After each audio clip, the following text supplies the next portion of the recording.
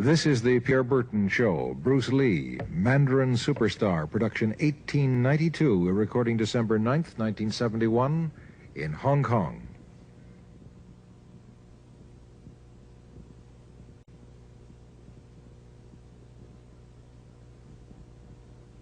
Bruce Lee faces a real dilemma. He's on the verge of stardom in the United States with a projected TV series on the horizon, but he's just achieved superstardom as a film actor here in Hong Kong. So what does he choose, the East or the West? It's a kind of problem most budding movie actors would welcome. It's the Pierre Berton Show, the program that comes to you from the major capitals of the world. This edition comes to you from Hong Kong. And Pierre's guest is the man who taught karate, judo, and Chinese boxing to James Garner, Steve McQueen, Lee Marvin, and James Coburn. The newest Mandarin superstar, known in the West for his appearances in Batman, The Green Hornet, Ironside, and Longstreet. His name is Bruce Lee, and he doesn't even speak Mandarin. And here's Pierre. Well, how can you play in Mandarin movies if you don't even speak Mandarin? How do you do that? Well, first of all, I speak only Cantonese. Yeah. So, I mean, there is quite a difference as far as pronunciation and things like that go. So somebody else's voice is used, right? For Definitely, you? definitely. You just make the words. Doesn't that sound strange when you go to the movies, especially in Hong Kong, in your own town, and you see yourself with somebody else's voice? Well, not really, you see, because most of the Mandarin pictures done here are dubbed anyway. They're dubbed anyway? Anyway. I mean, disregard. I mean, they shoot without sound. So it doesn't, you know, make any difference. Your lips never quite make the right words, do they?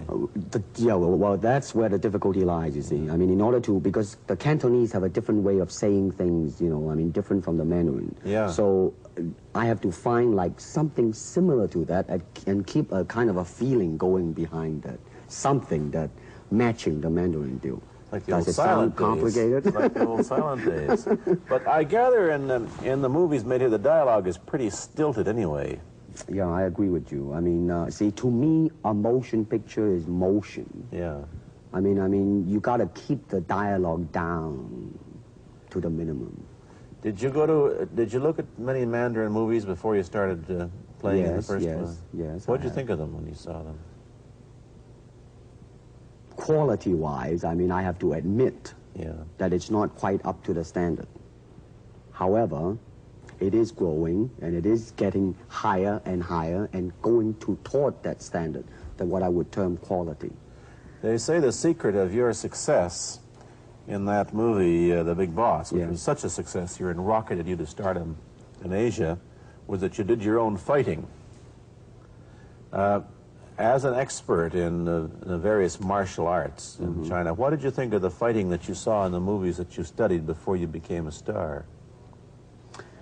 Well, I mean, definitely in the beginning, I had no intention or whatsoever that what I was practicing and what I'm still practicing now would lead to this to begin with. But martial art has a very, very deep meaning as far as my life is concerned, because as an actor, as a martial artist, as a human being, all these I have learned from martial art. Maybe for our audience who doesn't know what it means, you might explain exactly what you mean by martial art. Right. Martial art include all the combative arts like karate or karate, judo, Chinese kung fu or Chinese boxing, whatever you call it. All those. You see, like aikido, Korean, I can go on and on and on. But it's a combative form of fighting. I mean, it's not, some of them became sport, but some of them are still not. I mean, they use, for instance, kicking to the groin, jabbing fingers at the eyes, and things like that. No wonder you're successful in the Chinese movies are full of this kind of action anyway. They needed a guy like you could... Violence, man. So you didn't have to use a double when you moved into the motion picture world here. You did it all yourself. Right. Can you break 5 or 6 pieces of wood with your hand or your foot? I'll probably break my hand and foot. But tell me a little bit... you set up a school in Hollywood, didn't you, for people like James Garner and Steve McQueen and the others? Yes. Why would they want to learn Chinese martial art? Because of a movie role? Not really. I mean, most of them, you see, to me, at least the way that when I teach it, all type of knowledge ultimately means self-knowledge. Mm-hmm. So therefore, they are coming in to, and ask me to teach them not so much of how to defend themselves or how to do somebody in. Rather, they want to learn to express themselves through some movement, be it anger, be it determination, or whatsoever. So in other words, what I'm saying, therefore, is that he is paying me to show him in combative form the art of expressing the human body. Which is acting, in a sense, isn't it? Well... Or it would be a useful tool for an actor to have. It's... it might sound too philosophical, but it's acting or acting unacting, if you... You've lost me. I have, right? So what I'm saying, actually, you see, it's a combination of both. Here it is the natural instinct, and here is control. You are to combine the two in harmony. Not, if you have one to the extreme, you will be very unscientific. If you have another to the extreme, you become all of a sudden a mechanical man, no longer a human being. So it is a successful combination of both. So therefore, it is not only, so therefore it's not pure naturalness or unnaturalness. The ideal is unnatural naturalness or natural unnaturalness. Yin yang, eh? Right, man, that's it. One of your students, James Coburn, played in a movie called Iron Man Flint, in which he used karate. Is that what he learned from you? He learned it after. Oh, yeah. After he played in Iron Man. Right, right. You see, actually, I do not teach, karate, because I do not believe in styles anymore. I do not believe that there is such thing as like Chinese way of fighting or the Japanese way of fighting or whatever way of fighting, because unless human beings have 3 arms and 4 legs, we will have a different form of fighting. But basically, we have only 2 hands and 2 feet. So styles tends to not only separate man, because they have their own doctrines, and then the doctrine became the gospel truth, that you cannot change, But if you do not have styles, if you just say, well, here I am, as a human being, how can I express myself totally and completely? Now, that way, you won't create a style, because style is a crystallization, that way, it's a process of continuing growth. You talk about Chinese boxing. How does it differ from, say, our kind of boxing? Well, first, we use the feet. That's and then we use the elbow. And you use the thumb, too? You name it, man. We use it all. You have to, you see, because, that is the expression of the human body. Everything, not just the hand. And when you're talking about combat, well, if it is a sport, now you're talking about something else. You have regulations, you have rules. But when you're talking about fighting as it is, no rules. With no rules. Not real fighting. Well, then, baby, you better train every part of your body.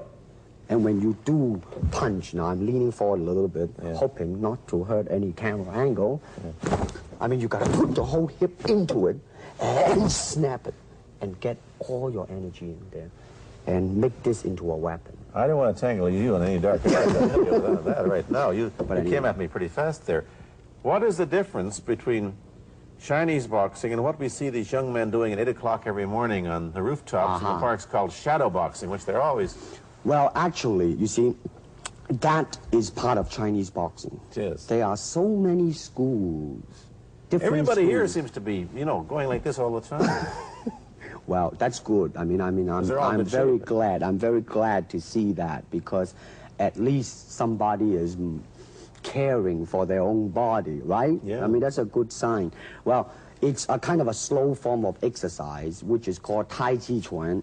I'm speaking Mandarin just now. Yeah.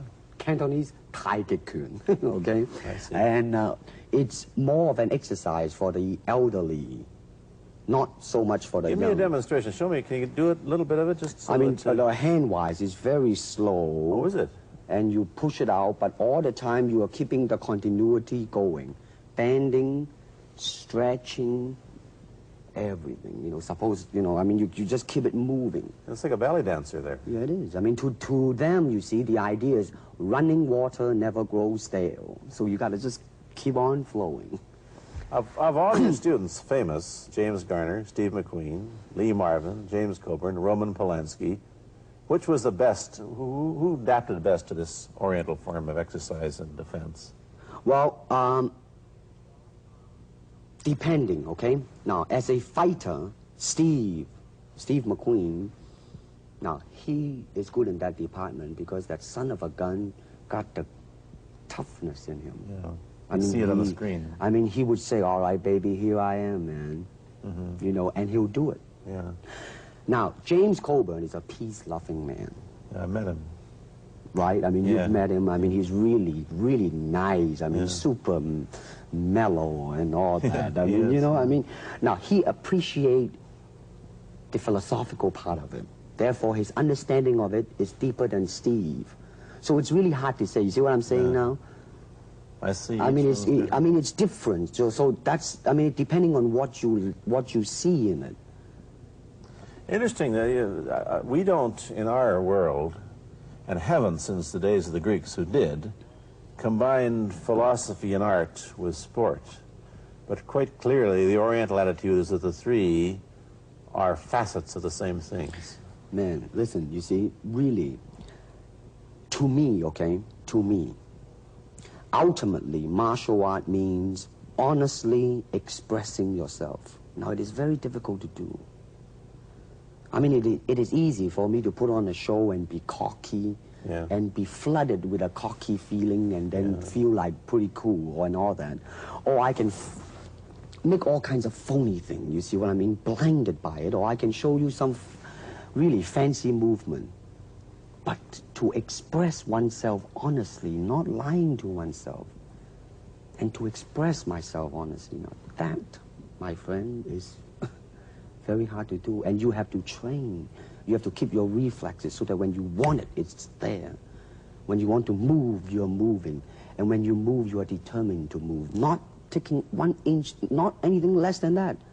If I want to punch, I'm going to do it, man, and I'm going to do it, you see. So, I mean, so that is the type of thing you have to train yourself into it, to become one with the, you think? Yeah, this is very un-Western, this attitude. I want to ask you about your movie and TV career, but first we'll take a break. Then I'll be back with Bruce Lee.